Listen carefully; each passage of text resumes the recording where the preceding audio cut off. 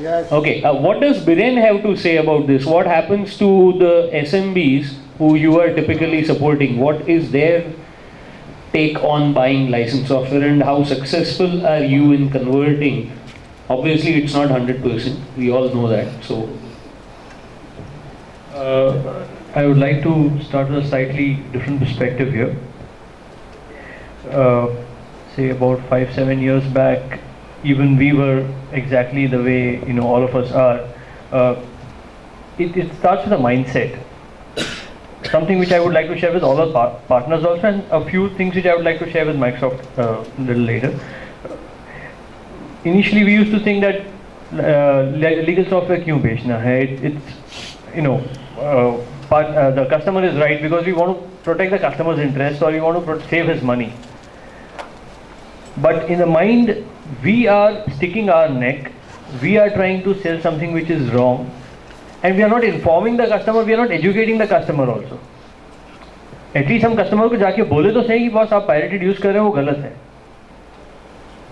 It starts with that. मैं ये नहीं बोल रहा हूँ 100% सबके सब मान जाएंगे. Okay. But believe me, it helps. It helps a lot. Today we are doing more than 1 crore of software, legal software business. And it starts with the mindset. जाके कस्टमर को एक बार एजुकेट करते हैं कि यस ये legal लेना चाहिए. Benefits of legal software.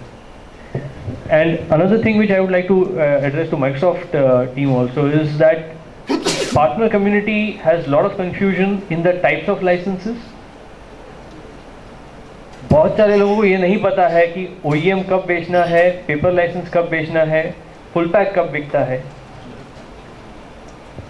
I mean, there's genuine amount of confusion over there. sure, there is. Of course, there is. Okay, so that needs to be very strongly addressed. And second, this thing which is benefits of the product itself. Most of the people over here, including myself, we don't know 90% of the features of even Word and Excel. Let's accept that. If we have a little more idea about detailed features, you might simply be able to go and tell the client, sir, इसमें ये होता है, legal ले लो. I think point taken. I think I see the nods on faces of. We have something in. Thanks for bringing this up, Biren. We already have something lined up. When we discuss these points, Yes, and associating, at least for the assert members, I'm not talking about the whole Bombay community, channel community. Okay, so we'll have such sessions wherein today it was more of a very generic one-on-one. जो भी खड़ा से सब निकाल लो, let's get friendly, right? But we do have, we are aligning some product sessions wherein you'll get to know these products better.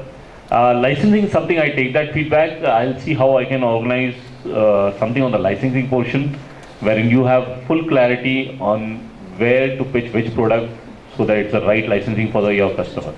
I'll come back to you on that.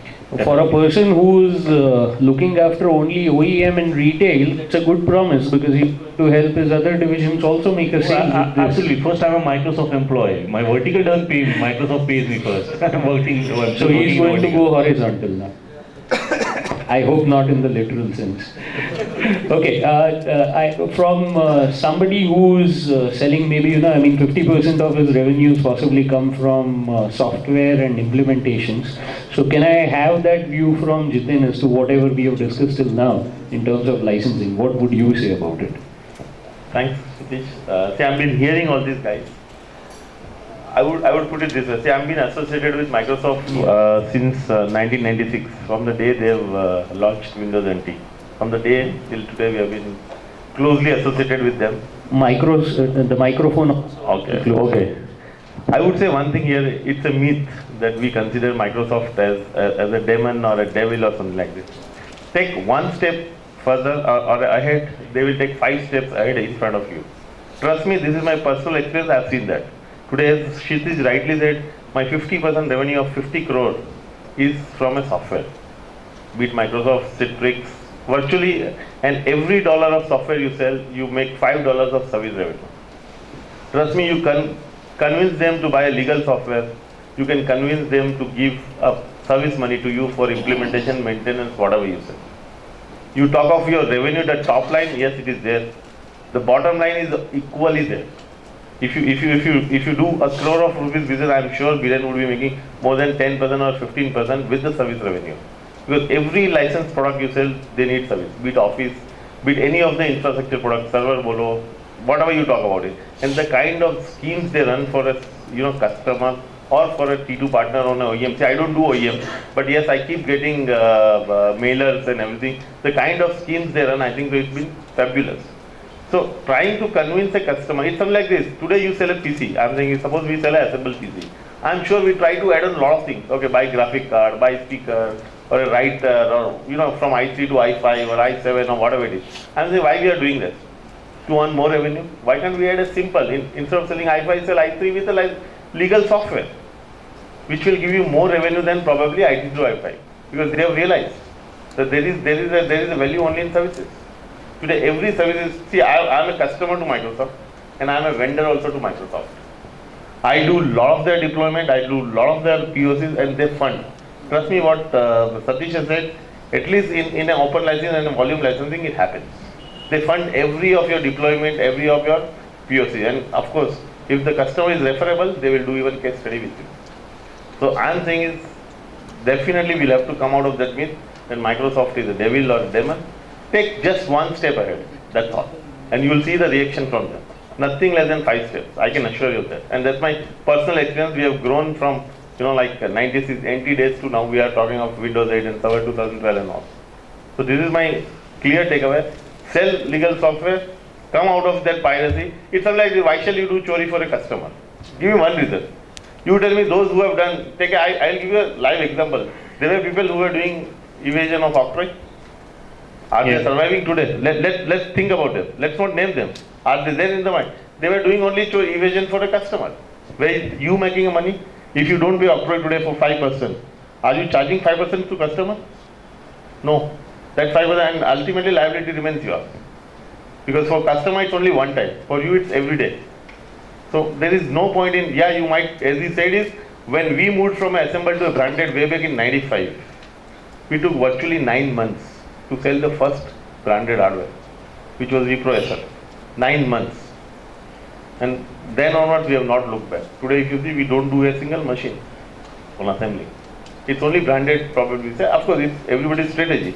But trust me, move on to a branded thing. It will take some time, some effort, some time. But it's going to pay you back on a long run. Jitin, I think that calls for a huge round of applause. Sharing a couple of things, I mean, it reminded me of my days in 2006 to 2009, maybe 2004 to 2009. Let me tell you, every single thing that Jitin is saying is a fact. Not somebody who is a 50 crore company, but even a company which is 3 crore company, like us, we have seen the same thing. Sandeep Angresh, that was the name of the guy. He paid me 70,000 rupees to do a POC, to do a demonstration of SPS. 70,000 rupees. Yes, it took us 2 days of preparation, and I personally spent with 2 people of mine 1 full day at the site where Microsoft had funded that room, the cost of the venue and everything.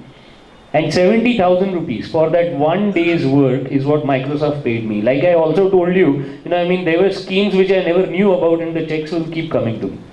So that is a fact. And third thing, which is very, very important for us to understand, realize, and we have been crying hoarse since day 1 of Assert about this. A very important point that we are missing is somebody who does not pay for the product is not going to pay us for service. Let's face that, guys. That's a fact. If you are going to load software, if you are going to give him software for free, loading is free, obviously. But the day you change it, that you pay for the product, He values that product and also values your time to deploy that product. That's very important. Very fantastic points. I really appreciate your coming out so bluntly with this. Okay, so guys, from a company that is doing 50% of its revenues from software, we come to a company that is doing 100% of its revenues from software. Vikram, am I wrong in describing your company doing 100% software? Software and services. Software and services, yes. So, tell me, I mean, being a master tele partner, MTP, right? That's what you call it internally. As tele MTP, what are the challenges you face getting your channel partners to sell tele? License tele, if I say. So basically, we've been seeing, in terms of piracy, we've been seeing quite a reduction. Although it is still there. It's working. Yeah. So we've been seeing a reduction. Now we have a different challenge. There's a customer who decides that he wants to buy a license. He picks up the phone and he wants to buy that license at the cheapest price. He has already decided he is going to buy a Tally license. He doesn't really look at too many other things. And he just wants a low price. And he goes and buys that license. He is not even looking at what functionality is there in the product which he can use to save time. So this is creating a bit of a challenge because he assumes that he already knows the product and he just wants it at the cheapest price. He is not aware of the functionality, and that is leading the system into a low margin, kind of box pushing scenario. Now I'll give you an example of how this is impacting people. Any office you go to in the morning, the accountant is sitting with his checks which are received from customers. He makes the entry in Tally and then he starts filling in the deposit slip. Now that deposit slip is manually filled in by him every morning, which is something he does not need to do because he can print that deposit slip from Tally. He is not aware of it. He's just been doing something all these years. He's just continuing to do that.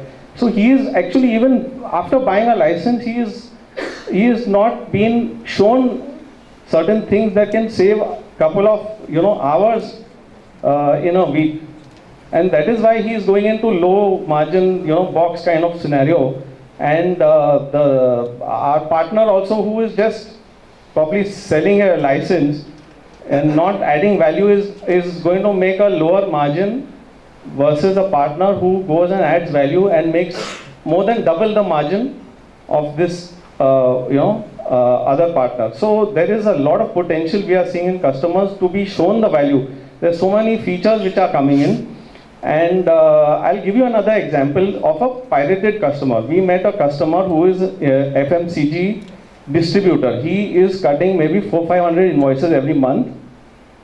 He was using a pirated version of Tally, older version, and we went and asked him how is it working. He's saying, yeah, it's working okay, but this VAT calculation doesn't happen properly, and it takes us time, but we are doing it. Now this was some couple of years back, an very old version. Now this customer would have assumed that even if he went out and bought a licensed copy of Tally, he would face the same problem because it's a copy. He has not realized that the VAT compliance has come in completely in Tally, and he would not really need to do all this manual calculation and rechecking when he's making an invoice. So, just little bit of an information or knowledge to him will actually get him to buy that license, which otherwise he would not really see any value or understand. So we have, different challenges.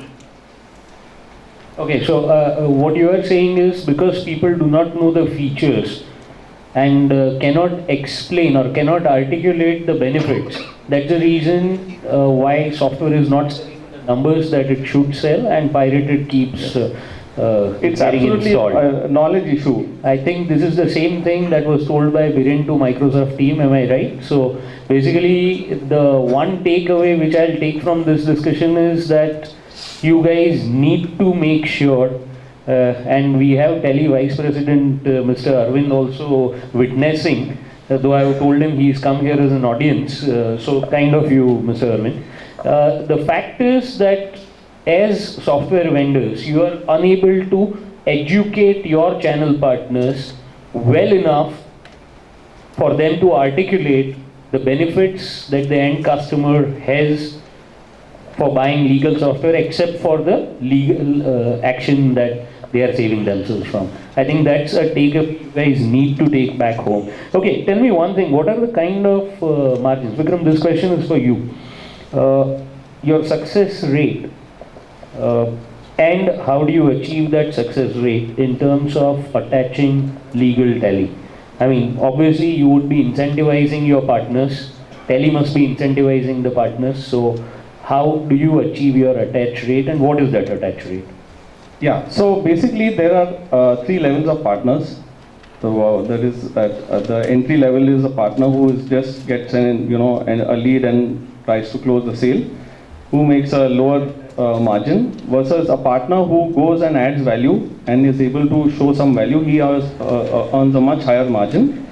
At our end, we basically enable our partners on site. So if a partner has got a tele-sales team, we have our people going there on site, sitting with them and showing them how to initiate that sale on the phone, and then even follow it up with an on-site client demo. So we do basically that hand-holding through the whole process of the sale, so that we can enable these partners. And because accounting, it requires some accounting knowledge. It is not so generic. So there is some amount of skill transfer which we require to do, and that hand-holding is done on-site.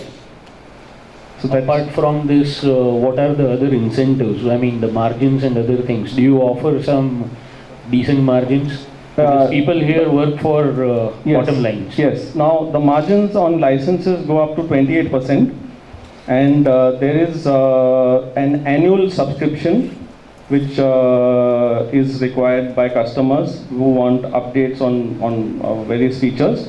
That is an ongoing margin. So as far as accounting ERP is concerned, there is every client has service revenue which goes through the year in terms of training, support, or maybe some customization or the subscription renewal. So there is ongoing service revenue opportunities, and with the tax regimen keeping on changing, there is a lot of updates which keep coming, and functionality also gets added. For instance, now automatic bank reco is available, so you can just import your bank statement and it matches automatically. This is something which would have taken hours earlier. So basically these things are added to the product. So what you are saying is that these additional new things which keep coming in, plus the service opportunities, the demonstration opportunities, is what exists for the channel partner to make money on. Microsoft team, can I know what are the additional revenue